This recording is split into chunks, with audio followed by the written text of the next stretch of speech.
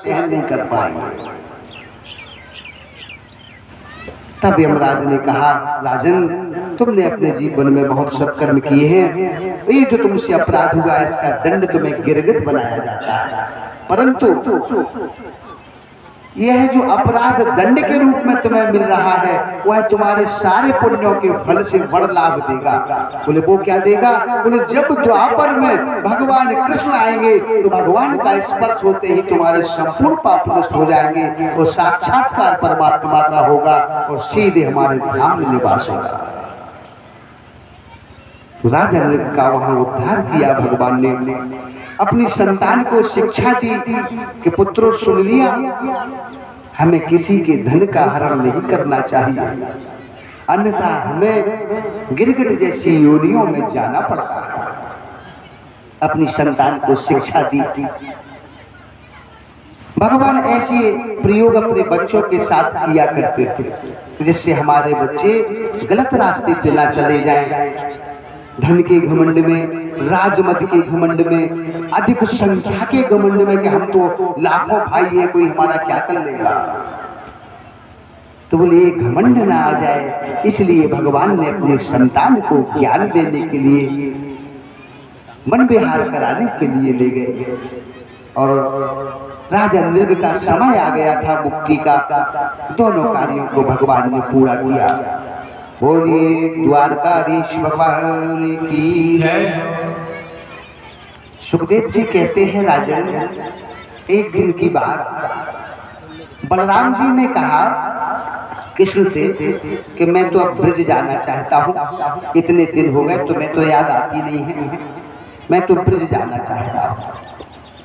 सो बलराम जी ने ब्रज की यात्रा की और 6 महीने तक ब्रज में रहे। यशोदा मैया आदि सभी गोपियों से मुलाकात की, सबके बीच में रहे, अपने बचपन की यादों को ताजा किया, आनंदपूर्ण जीवन बिताया 6 महीने का।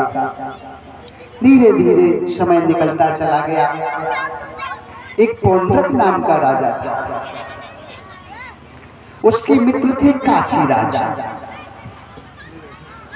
काशीराज अपने पौंड्रक को ऐसे भरता रहता था कि तू ही ओरिजिनल कृष्ण है, तू ही वासुदेव पौंड्रक कृष्ण है, वो द्वारका में जो बैठा है वो तो छलिया है, ग्वाला है। जब बार बार उससे कहा गया तो पौंड्रक को भी लगने लगा, अरे हम वासुदेव कृष्ण। तब पौंड्रक ने क्या किया, एक चक्र बनवाया, जैसा कृष्ण लेके चलते तो वैसा चक्र बनवाया। 2 डुप्लीकेट लकड़ी के हाथ बनवा के अपने पीछे लगवा लिए, एक में शंख लिए रहे, एक में चक्र उन लकड़ियों में फिट। और उस चक्र को जो चलाने का तरीका रहा सो लकड़ी को सिस्टम में फिट किए था, तो वहीं से उसने बटन दबाया तो चक्र चला जाता था। पूरा डंबर बनाए, कन्हैया जैसा मुकुट लगाए और अपने आप को वासुदेव कृष्ण कहता और पूरी प्रजा से कहता मेरी पूजा करो, मैं भगवान हूं, मैं स्वयं वासुदेव हूं। जो उसकी पूजा न करे तो काशीराज आदि उसे दंड देते। अपना सनातन धर्म ये नहीं कहता, अपना सनातन धर्म किसी के ऊपर अपने विचार को नहीं थोपता। सनातन धर्म का नियम क्या है, जिस व्यक्ति में जिसके प्रति श्रद्धा हो वो उसे पूजे, प्रतिबंध नहीं है। और धर्मों में प्रतिबंध है, इसलिए कि वो धर्म नहीं होते। भाई धर्म में प्रतिबंध नहीं होता, ये तो मनुष्य की इच्छा है। किसी को भैया बाबा जी को पूजना है तो बाबा जी को पूजे, किसी को हनुमान जी को पूजना है तो हनुमान जी को पूजे, जिसे दुर्गा जी पसंद है वो दुर्गा जी को पूजे, जिसे कालका पसंद है वो कालका को पूजे, जिसे घटोरिया पसंद है वो घटोरिया को पूजे। जिसको जिससे प्रेम है वो उसकी पूजा कर सकता है, ये सनातन धर्म सिखाता है। यही कारण है कि सनातन धर्म के देवी देवताओं को लोग गालियां भी देते हैं, कोई फर्क नहीं पड़ता।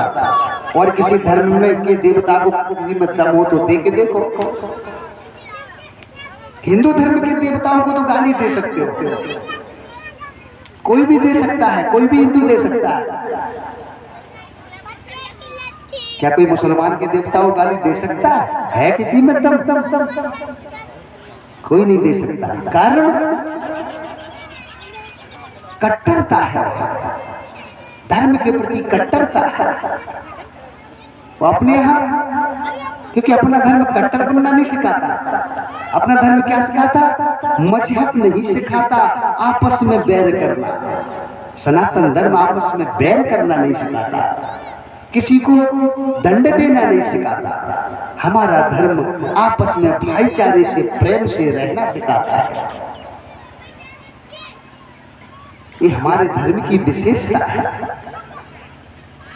अब कोई अपना विचार दूसरे पर थोपे कि नहीं भाई हम शंकर जी को मानते तो तुम भी मानो, तो ये तो जबरदस्ती हो गई, कट्टरवादिता हो गई।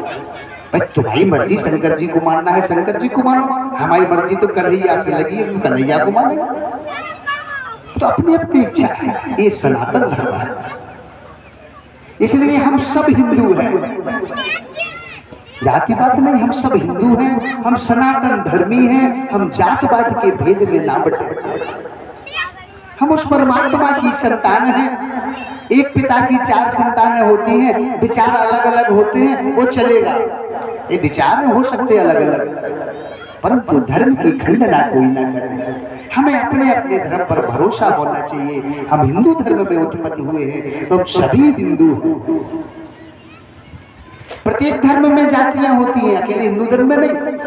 मुसलमानों में भी जातियां होती हैं, कोई अहमदिया होते हैं, कोई शिया होते हैं, कोई सुन्नी होते हैं।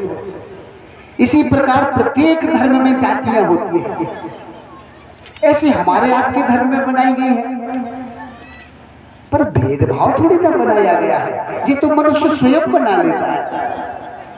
हमारा धर्म हमें एक करना चाहता है, हम सबको मिलकर चलाना चाहता है कि सब लोग एक हो जाएं और जो अंदर द्वेष भरे हुए हैं, छल भरा हुआ है, कपट भरा हुआ है, उसे त्याग कर हम सब उस परमात्मा के पुत्र बन जाएं। सनातन धर्म यह सिखाता है।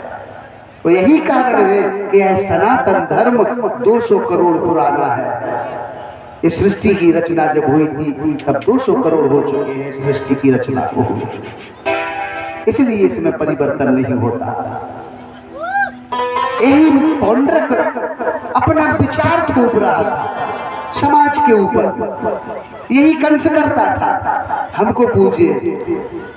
यही रावण करता था, हमको पूजिए और किसी को नहीं। ये कौन करता है? जिनके अंदर अहंकार बढ़ जाता है।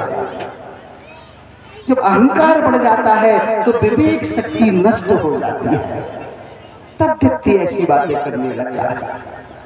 पौंड्रक में भी अहंकार बढ़ गया। वो अहंकार भगवान का भोजन है, इसको भी मान लीजिए। भगवान क्या खाते हैं? अहंकार। भगवान तो भाई बुद्धि नहीं खाते, अहंकार खाते हैं। भगवान ये नहीं कहता कि तुम आहुति ही दोगे हमें, स्वाहा करोगे तभी हम प्रसन्न होंगे। भगवान ये कभी नहीं कहता। भगवान कहता है तुम्हारे अंदर जो अहंकार है, अहंकार रूपी आहुति को स्वाहा कर दो। अहंकार रूपी आहुति देनी है। शाकिल तो बहाना है, जो अपन शाकिल बनाते हैं ना, ये तो एक बहाना है उससे जुड़ने का।